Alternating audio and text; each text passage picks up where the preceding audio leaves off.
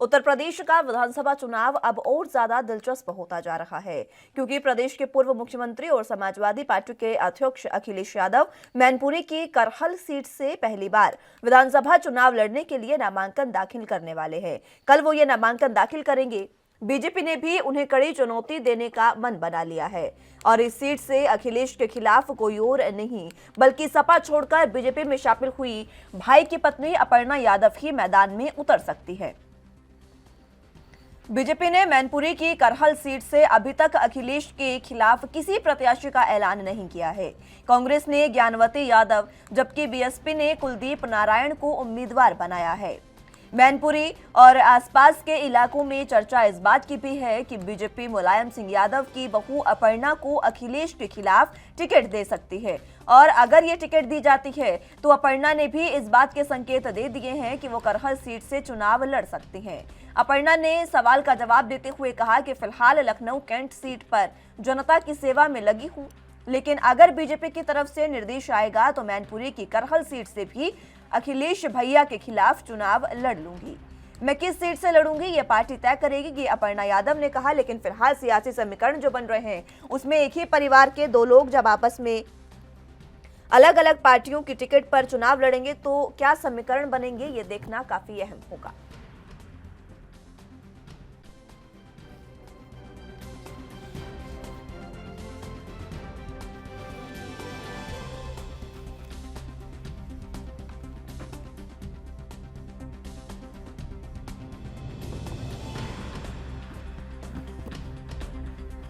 चलिए, इसी खबर पर हमारे साथ चर्चा के लिए इंदुकांत दीक्षित वरिष्ठ पत्रकार के रूप में मौजूद हैं। दीक्षित साहब, बहुत स्वागत है आपका एनपी न्यूज पर। सबसे पहले जिस तरीके से ये जो अभी का फिलहाल चुनाव उत्तर प्रदेश का हो रहा है, ये काफी दिलचस्प इसलिए होता जा रहा है क्योंकि मैनपुरी की करहल जो सीट है वो अब उत्तर प्रदेश में हॉट सीट मानी जाने की जो संभावनाएं हैं वो बढ़ गई हैं, क्योंकि अखिलेश यादव कल ही वहां से नामांकन करने वाले हैं और बीजेपी अब अपर्णा यादव को वहां से टिकट देने का मन बना रही है। जी देखिए, ये तो बहुत इंटरेस्टिंग होगा और इसलिए भी क्योंकि इस तरह की सीटें ये पहली नहीं है। आप देखा कुछ दिन पहले ही जिस तरह से आरपीएन सिंह भाजपा में शामिल हुए और उनको पडरौना से लड़ाने की तैयारी में है भाजपा, ऐसी खबरें आ रही हैं। और उसके खिलाफ जिसको बड़े फैन फेयर के साथ समाजवादी पार्टी में बुलाया गया था, स्वामी प्रसाद मौर्य जी के खिलाफ, तो इस ढंग की इंटरेस्टिंग सीटें एक तो ये मैनपुरी की करहल हो जाएगी और इसी तरह से पडरौना हो जाएगी। तो जो लोग पार्टी में भाजपा से सपा में और सपा से भाजपा में आए गए हैं उनको तो इस ढंग का जवाब मिलना भी चाहिए, मेरा ये मानना है। जी दीक्षित साहब, जिस तरीके से दो सीटों का आपने नाम लिया, ये दोनों सीटें वाकई बहुत ज्यादा सक्रिय है और बहुत ज्यादा हॉट सीट मानी जा रही है, क्योंकि मुकाबला वहां पर ये नहीं कहेंगे कि टक्कर का होगा। मैनपुरी की करहल सीट में तो मुकाबला अपने ही परिवार में होगा। सियासी समीकरण आप किस तरीके के देख रहे हैं? क्या वहां पर अपर्णा यादव जो है वो अखिलेश यादव को टक्कर दे पाएंगी? देखिए, टक्कर तो अखिलेश यादव को वो भी उनके गढ़ में देना आज की स्थिति में बहुत मुश्किल है, लेकिन वो मुकाबला बहुत रोचक और जिसको कहेंगे इंटरेस्टिंग होगा। देखिए, इस समय पूरे उत्तर प्रदेश की जो राजनीतिक फिजा है वो बिल्कुल साफ है, उसमें सीधा मुकाबला सपा और भाजपा के बीच में होता नजर आ रहा है। और ऐसे में सपा के अगुआ जो उसके मुखिया तो अखिलेश है, तो उनको मुकाबले में पछाड़ना या उनसे टक्कर लेना वो बहुत मुश्किल है, वो भी खासतौर से उन्हीं के परिवार की एक बहू को। तो लेकिन ये है कि भाजपा में शामिल हुई अपर्णा यादव और वो परिवार की सदस्य बहू हैं उस परिवार की, वो जब चुनाव लड़ेंगे अखिलेश के खिलाफ तो उसका फायदा बाकी कंस्टिट्यूएंसीज में भाजपा को मिलेगा। कि देखिए, जिस तरह से आपने देखा पंजाब में सिद्धू के बारे में खुलासा हुआ तो उन्होंने पैसे के लिए अपनी मां को छोड़ दिया। तो ये जो मुद्दे होते हैं इनका परसेप्शनल वैल्यू बहुत होता है। ये मैसेज जाएगा पूरे राज्य में कि ये क्या बात करेंगे। ये तो जो इनका यादव समाज है उसमें भी जो अखिलेश यादव और मुलायम का अपना परिवार है उसको नहीं संभाल पाए, इनके घर की बहू इनको चुनौती दे रही है, इसका फायदा भाजपा को बाकी सीटों पे और 5 राज्यों में मिलेगा। जी बिल्कुल। और देखिए साहब, देखिए ये बात ठीक है कि जो अखिलेश यादव हैं और प्रतीक यादव, इनकी आपसी कलह जो है वो ठीक नहीं है, इनके आपसी संबंध जो है वो ठीक नहीं है। लेकिन जो बहुएं हैं दोनों घर की, वो तो मुलायम सिंह यादव के लिए तो काफी जिस तरीके से जब उन्होंने बीजेपी ज्वाइन की उसके बाद भी वो मुलायम सिंह यादव के पास गई उनका आशीर्वाद लेने के लिए, और उनका बयान भी आया कि बेशक वो किसी भी पार्टी में जाए लेकिन बहू वो समाजवादी पार्टी के, समाजवादी परिवार की रहेंगी, यादव परिवार की रहेंगी। ये उनका बयान भी सामने आया था, मुलायम सिंह की वो बहू रहेंगी। आपसी कलह जो है, परिवारवाद जो फिलहाल चल रहा है, उसका कितना खामियाजा भुगतना पड़ सकता है समाजवादी पार्टी को? बहुत ज्यादा। देखिए, ये वैसी स्थिति है जैसे कल को राहुल गांधी के खिलाफ भाजपा वरुण गांधी को उतार दे चुनाव मैदान में। ठीक है कि वो तो जनता डिसाइड करेगी कि जनता किसके साथ है, लेकिन मुलायम सिंह के तो दोनों ही बेटे हैं और बहू हैं, और मुलायम सिंह के यहाँ उन्हीं के परिवार में उनका बेटे के खिलाफ उनकी एक बहू उनके घर की अगर चुनाव लड़ती है तो ये तो बड़ी अप्रिय स्थिति है। आपको याद होगा कि हालांकि राजनीतिक तौर पे 2019 के चुनाव के पहले जो अंतिम बैठक हो रही थी लोकसभा की, उसमें मुलायम सिंह ने खड़े होकर कहा था हमारी शुभकामना है मोदी जी को कि अगले चुनाव में उनको सफलता दे। 2019 के चुनाव में उनका इशारा था, बल्कि लोग विपक्ष में दांतों तले उंगली दबा दिए थे कि जो प्रमुख एक राज्य है उत्तर प्रदेश, उसके इतने शीर्ष नेता मुलायम सिंह खुद शुभकामना दे रहे हैं अगले चुनाव के लिए, और जबकि उनकी पार्टी समाजवादी पार्टी उनके बेटे के नेतृत्व में धुर विरोध में खड़ी थी मोदी के। तो देखिए, मुलायम सिंह तो इस समय एक जो कहते हैं पैट्रियार्क, जो एक बड़े बुजुर्ग हैं परिवार के, वो तो इस तमाशे को देख रहे हैं बस। उन्होंने तो मोदी जी को शुभकामना दी जीत की। अब उनका बेटा, पहले देखिए मुलायम के तमाम चाहने के बाद भी 2017 में किनारा कर लिया था शिवपाल यादव से, अखिलेश यादव ने। अब शिवपाल उनके साथ शामिल हुए तो उनके परिवार की दूसरी पत्नी की जो बहू है वो इनके खिलाफ है। तो मुलायम सिंह के लिए तो ये स्थिति बहुत अप्रिय है, लेकिन अब वो ऐसी स्थिति में है कि उनके लिए एक तरह से आप देखेंगे तो विन विन सिचुएशन है दोनों में। अगर वो भाजपा से जीत के आते हैं तो वो उनकी बहू है, एक वहां से सीट उनको हाथ में रहेगी, तो भाजपा में भी उनका प्रवेश हो गया।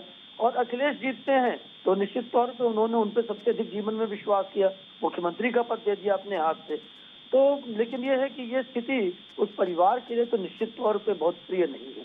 जी दीक्षित साहब, देखिए ये भी ठीक है, लेकिन पिछले जो 2017 के जिस तरीके से आपने जिक्र किया, उस समय हमने देखा, हालांकि उस समय की जो अंतर्कलह थी परिवार की वो बहुत ज्यादा बड़ी थी। इस समय जो कहा सुनी है वो ज्यादा नहीं है, नहीं हम कह सकते, वो समय बहुत ज्यादा गंभीर परिवार के लिए था।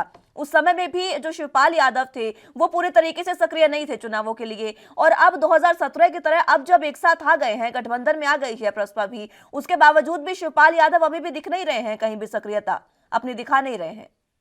देखिए, राजनीतिक तौर पे शिवपाल यादव के लिए इस बार अखिलेश के साथ आना एक मजबूरी थी, क्योंकि उनकी पार्टी का अस्तित्व लगभग ना के बराबर रह गया था। लेकिन मेरा ये मानना है कि शिवपाल ने दिल से, मन से, आत्मा से अखिलेश को माफ नहीं किया है। ये वक्त की मजबूरी है कि वो उनके साथ आ गए हैं। यही कारण है कि न तो अखिलेश शिवपाल को बहुत आगे बढ़ाना चाहते हैं क्योंकि उनको खतरा लगता है। शिवपाल पॉलिटिकली बहुत मजबूत रहे हैं, वो राइट हैंड रहे हैं मुलायम सिंह की सरकार में भी, मुलायम सिंह की पार्टी में भी। इनफैक्ट मुलायम सिंह की पार्टी के सारे डिसीजन शिवपाल यादव ही इस समय में लिया करते थे जब अखिलेश छोटे थे।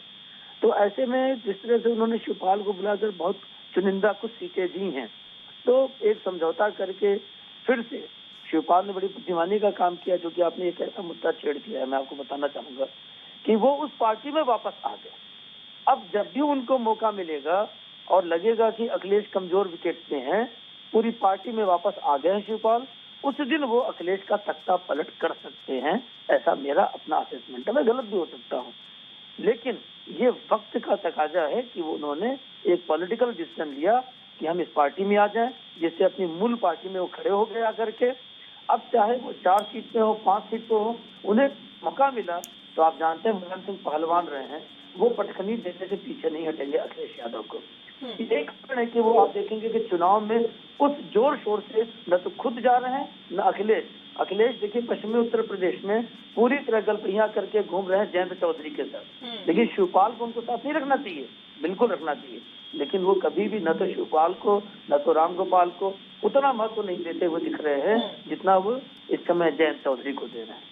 ये चीजें साफ जाहिर करती है दीक्षित साहब कि किस तरीके से परिवार की जो आंतरिक कलह थी वो पार्टी को तो खाई जा ही रही है। अलग अलग पार्टियां बट गई हैं, जो एक परिवार था वो अलग अलग पार्टियों में बटा, लेकिन जो फिलहाल की अंतर कलह है वो भी अभी खत्म नहीं हो रही है। और जब तक ये अंतर कलह खत्म नहीं होगी, कहीं ना कहीं इसका जो खामियाजा है वो समाजवादी पार्टी को भुगतना पड़ेगा। और अभी जब मुख्य विपक्षी दल के रूप में उभरी है समाजवादी पार्टी, एक बार फिर से पारिवारिक अंतर कलह है उनको एक बार पीछे धकेल सकती है। एक बार फिर से आप ठीक कह रही हैं। देखिए, जो भी पार्टियां, मेरा मानना है कि परिवार या व्यक्ति परख होती है कि ये भाई मुलायम सिंह के परिवार की पार्टी है, ये लालू यादव जी की पार्टी है, ये सोनिया गांधी और राहुल गांधी की पार्टी है। उनमें जब भी पारिवारिक विघटन होता है या परिवारों में आपस में तनाव होता है, झगड़ा होता है, तो उस पार्टी के अस्तित्व पे खतरा आता ही आता है। आप जानते हैं कि इंदिरा गांधी के समय में भी जब नेहरू के बाद इंदिरा को वहां पे सत्तासीन करने की कोशिश चल रही थी तो कांग्रेस में कई फाड़ हो गए थे। तो जो भी व्यक्तिनिष्ठ या परिवारनिष्ठ या परिवार से जुड़ी हुई पार्टी होती है, उसका सब कुछ उसी पर निर्भर होता है। और परिवार में टूट फूट होता है तो पार्टी कमजोर होती है, पार्टी में टूट फूट होना निश्चित होता है। धीरे धीरे ठीक है दीक्षित साहब, एक सवाल मेरा और रहेगा आपसे अपर्णा यादव को ही लेकर। अपर्णा यादव जिस तरीके से चुनावी मैदान में उतरी है, बीजेपी के लिए लगातार प्रचार कर रही है, आज भी उन्होंने प्रेस कॉन्फ्रेंस की है बीजेपी उत्तर प्रदेश में, केंद्रीय उत्तर प्रदेश के मंत्रियों के साथ उन्होंने प्रेस कॉन्फ्रेंस की। ये जो तमाम चीजें हैं, ये कहीं ना कहीं ये जो बात है ये भी समाजवादी पार्टी को खोखला कर रही है। जनता में जो संदेश जा रहा है, जनता अब ये बात कह रही है कि जब आपके परिवार में ही आप पर भरोसा नहीं किया तो आखिर कैसे बाहर जनता आप पर विश्वास कर लेगी। ये जो संदेश जा रहा है, क्या इसका खामियाजा अपर्णा यादव को भी कहीं ना कहीं भुगतना पड़ सकता है? नहीं, अपर्णा यादव को इसे नहीं भुगतना पड़ेगा क्योंकि वो घर की बहू है और पूरी पार्टी उनके पास नहीं थी, पूरी पार्टी अखिलेश यादव जी के पास थी। तो अखिलेश यादव की ये कर्तव्य था कि अपने घर के जितने भी लोग हैं, क्योंकि वो पारिवारिक पार्टी है, तो उसको उनका उचित शेयर दें, उचित उनको हिस्सेदारी दें। अब अगर वो सारी चीजें समेट कर अपने पास रखने की कोशिश करेंगे तो उनके खिलाफ अगर कोई विरोध में जाता है तो उससे लांछनीय आएगा, लांछन आएगा जो परिवार का मुखिया है, परिवार को इसमें अखिलेश यादव चला रहे हैं, तो उन पर जिम्मेदारी आएगी। लेकिन अपर्णा यादव बहुत समझदार है, आप देखते हैं मीडिया से भी उनका इंटरेक्शन बहुत अच्छा होता है, बहुत विनम्र स्वभाव की है, जो बातें रखती हैं वो बड़ी संजीदगी से रखती हैं। बल्कि अखिलेश यादव का मीडिया से इंटरेक्शन का लेवल, मेरा अपना व्यक्तिगत असेसमेंट है कि उतना अच्छा, उतना समझदार या उतना तर्कपूर्ण नहीं होता जैसा अपर्णा यादव का होता है। तो ये लंबे समय में तत्काल आज तो मान लीजिए कि एक बातचीत या परसेप्शन होगा पूरे प्रदेश में कि देखिए समाजवादी पार्टी में किस तरह से टूट फूट है, लेकिन लॉन्ग टर्म में अगर अपर्णा यादव को भाजपा ने आगे बढ़ाया तो वो बहुत डेंट करेंगी वोट बैंक में अखिलेश यादव और समाजवादी पार्टी के। और ये अखिलेश यादव ने, इसलिए आपने देखा होगा जिस दिन अपर्णा यादव भाजपा में शामिल हुई उस दिन उन्होंने कटाक्ष किए, लेकिन बहुत ज्यादा नहीं उनके खिलाफ कुछ बोला, क्योंकि जितना वो उनके खिलाफ बोलेंगे, देखिए हमारे भारतीय समाज में महिलाओं की बहुत इज्जत होती है। कहा जाता है कि यत्र नार्यस्तु पूज्यन्ते रमन्ते तत्र देवता। तो यहाँ पे नारी कुछ कह देती है तो बहुत फर्क नहीं पड़ेगा, लेकिन अगर आपने नारी को कुछ बोल दिया तो उसका पूरी जनता में, जनमानस से बहुत असर पड़ जाता है। तो ये तो एक ऐसा मुद्दा मिला है भाजपा को कि वहाँ पे हमेशा कमजोर नस्ल पकड़ी गई है समाजवादी पार्टी की और कमजोर पाएंगे अपने अखिलेश यादव। इसका दूसरा उदाहरण तो आपके मौर्य जी के मामले में भी आप देखिए, मौर्य जी की बेटियां जो है भाजपा के साथ है, वो कहती है हमारे पिताजी की नीतियों के साथ नहीं है, उन्होंने गलत किया। तो ये एक अवसर होता है पार्टी में, अपने स्वार्थ के लिए अपने बेटे को टिकट नहीं मिला, अपने कुछ और चेले चपांडों को टिकट नहीं मिला तो मौर्य जी चले गए जो समाजवादी पार्टी में। अगर रिजल्ट मान लीजिए कि उनके मनमाफिक नहीं हुआ और दोबारा भाजपा सत्ता में आ गई तो मौर्य जी, स्वामी प्रसाद मौर्य जी का क्या होगा आप बताइए। और उनकी बेटी खुद कह रही है कि ये जो हमारे पिताजी का काम ठीक नहीं है। तो परिवार में एक पक्ष में बेटा, दूसरे पक्ष में बहू, एक पक्ष में पिता, दूसरे पक्ष में बेटी, तो इसका तो परिवार को हमेशा खामियाजा उठाना पड़ता है। हाँ, कुछ लोग बुद्धिमानी से ये काम करते हैं कि सत्ता में या तो भाजपा आएगी या सपा आएगी, तो एक आदमी सपा में चला गया, एक भाजपा में, तो दोनों हाथ में लड्डू हैं, कहीं भी जाएंगे सत्ता हमारे हाथ में रहेगी। ये भी खेल होता है। लेकिन दीक्षित साहब, ये जो बुद्धिमत्ता की बात है, ये कहीं ना कहीं अभी यादव परिवार में देखने को नहीं मिल रही है। इसका कारण मैं ये रखना चाहूंगी आपके सामने। जिस तरीके से मान लीजिए अखिलेश यादव और प्रतीक यादव आपस में उनकी नहीं बन रही है, ठीक है, लेकिन जो अपर्णा यादव है वो बहू है अभी भी मुलायम सिंह यादव की, यादव परिवार की। और ये देखिए कि अभी भी समाजवादी पार्टी के संरक्षक तो मुलायम सिंह यादव हैं, वो मौजूद हैं अभी भी, तो वो तो इस चीज को रोक सकते थे, वो अखिलेश यादव को समझा सकते थे कि उनको उनका हक दिया जाए। क्या पुत्र मोह में ये कहा जा सकता है कि ये तमाम चीजें हुई? ये तो आप बिल्कुल ठीक कह रही हैं। पुत्र मोह के चलते जब मुलायम सिंह, देखिए जैसे आदमी बुजुर्ग होता है, हमारे संस्थाएं जो परिवार की होती हैं, वैसे उसका कंट्रोल धीरे धीरे अपने बच्चों पर कम होता चला जाता है, और जो नई पीढ़ी होती है वो पूरी जिम्मेदारी ले लेती है। कुछ जगहों पे पिता खुद जिम्मेदारी दे देता है, कुछ जगहों पे बेटा, पुराने समय से मुगल शासकों का जो सिस्टम था कि बेटा जरूरत पड़ने पर पिता को कैद कर करके पूरे सिस्टम को अपने हाथ में ले लेता था। तो अखिलेश यादव के केस में आप देखिए दोनों का मिला जुला स्वरूप है। शिवपाल यादव के लिए मुलायम ने कितना समझाया था 2017 में मुलायम जी ने, लेकिन अखिलेश नहीं माने थे। और साथ में चूंकि पिता ने पार्टी बनाई थी तो उन्होंने पब्लिक परसेप्शन अच्छा बनाने के लिए कहा कि नहीं, मैं पिता के अनुगत हूँ। पिता ने एक जगह कह दिया था जब चीफ मिनिस्टर थे अखिलेश यादव कि मैं तुमको थप्पड़ मारूंगा, तुम ठीक से काम नहीं कर रहे हो। तो उन्होंने कुछ नहीं प्रतिवाद किया था, तो जनता में मैसेज गया जो उनका वोट बैंक है कि देखिए अखिलेश यादव कितने विनम्र हैं। लेकिन वास्तविकता आपके सामने, आपने ठीक सवाल उठाया कि मुलायम सिंह जी ने कितनी कोशिश की जब 2017 में शिवपाल को साथ रखने के लिए अखिलेश से, तो नहीं माने। पार्टी को किस तरह से उन्होंने मुलायम सिंह के सामने पूरी तरह से कर लिया। तो अब आज की डेट में तो 5 साल में और भी आप कहते हैं कि पानी बह गया गंगा जी में, अब अखिलेश जी मुलायम की बात कहाँ सुनने वाले हैं। तो ऐसे में उनसे इस चीज की उम्मीद करना बेमानी है।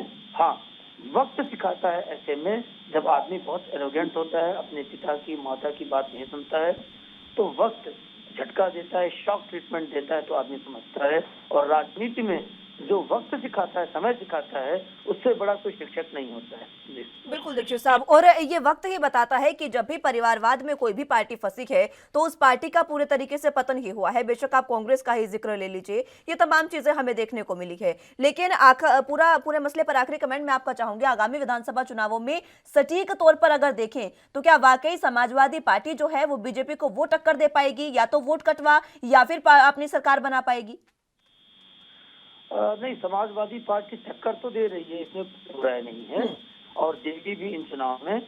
और खास तौर से इसलिए कि पूरे उत्तर प्रदेश में फिजा ऐसी बन गई, माहौल ऐसा बन गया है, क्योंकि बहन मायावती लड़ाई के मैदान में आई नहीं अभी तक, और 2 फरवरी से आने की बात करें तो that will be too late.